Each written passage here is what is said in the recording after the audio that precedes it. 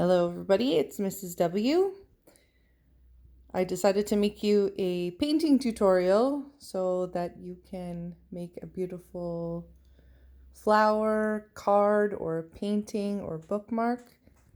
So you want to start with paper, paint, water, paintbrush, and a marker.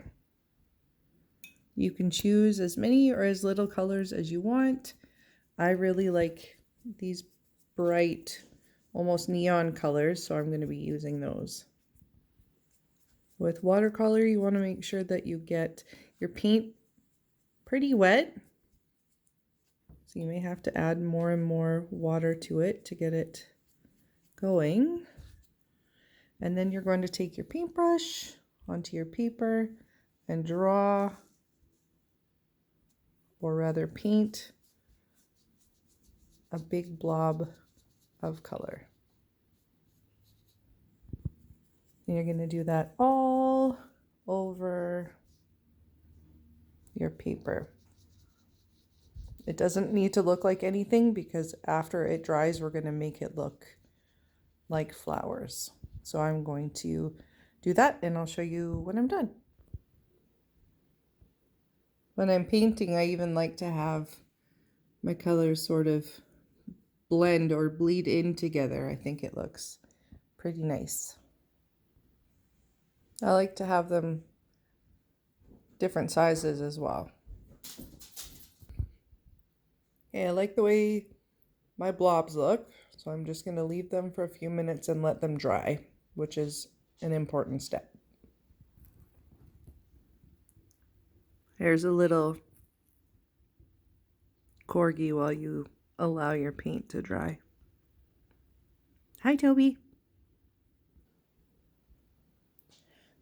You can tell your painting is dry, A, if you touch it, and B, if it doesn't look shiny anymore. That just means that it's dried nicely. And see how some of my little blobs have space where I didn't get all the paint? That's okay.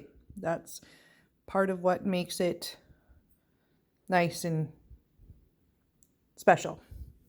This one even looks like it has a happy face. I'm going to add some little details on here. Maybe a little leaf, stem.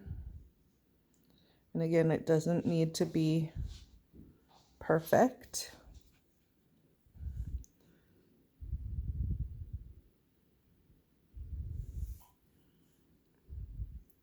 Just adding a little bit more color to the paper.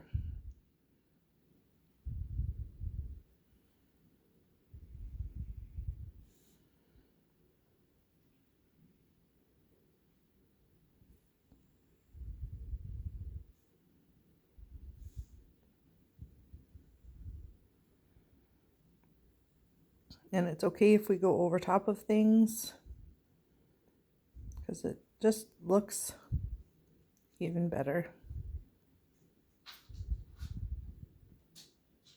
Okay, we're going to let the blue part dry and then we're going to add some leaves to our flowers, or what will be flowers.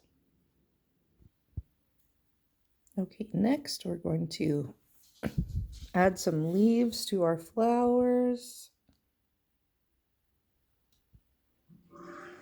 I like doing my leaves like this.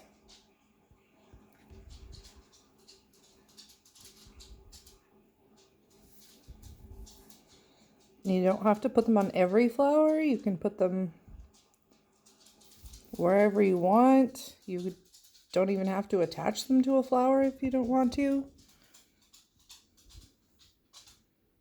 That's what's so great about it, is it can be whatever you want it to be. And even if you've done something that you feel is a mistake or you don't like it, then you can just go back and make something else out of it. Like the paper I'm working on right now, on the back side of it is something that I started to paint and I didn't like it, so I just flipped the paper over and now I'm doing something else.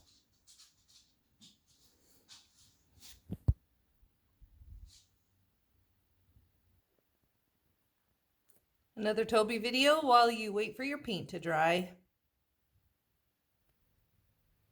Okay, once everything's dry, you're going to need a fine tip or a regular size tip, Sharpie. Start in the center of any one of your flowers, and you're just going to draw kind of squiggly lines. They don't have to be all together. They don't have to be the same size. You just want them to cover your whole flower.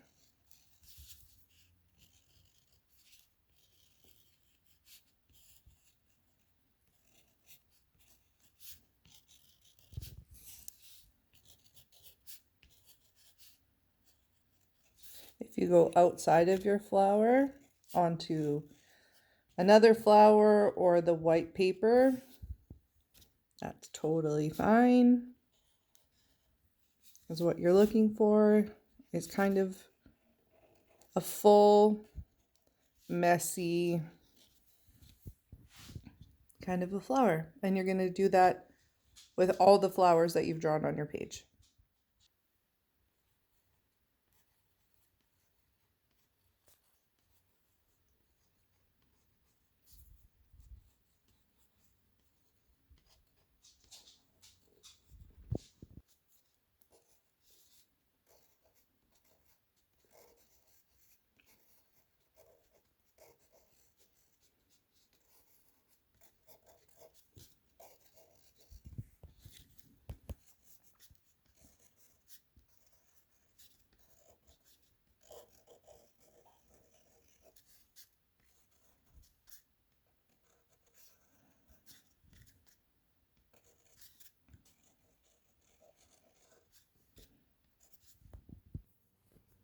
Okay, last one.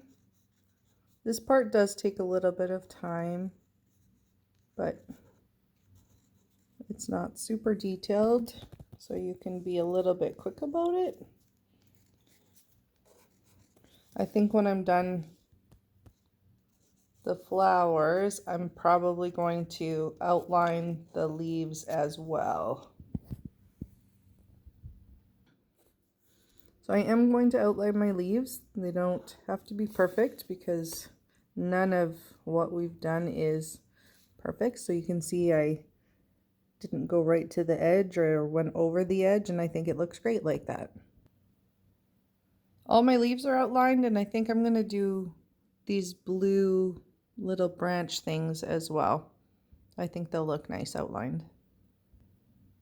There you go, that's it. And I think, as any artist does, they will write their initials at the bottom of their page. And that's it. Thanks for watching, everybody.